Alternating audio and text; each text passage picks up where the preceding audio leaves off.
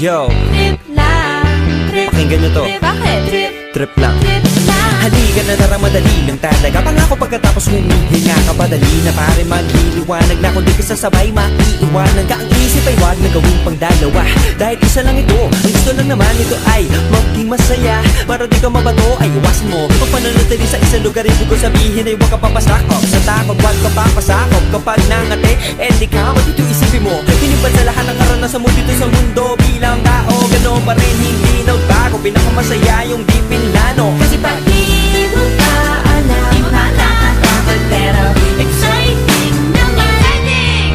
Yeah! Sumabay lang sibat na ng bahala. Oras na subukan ang di pa nagagawa. Minsan lang kaya magpakaligaya. Mag-enjoy, magsaya, walang mawawala. Trip, trip, trip, trip lang.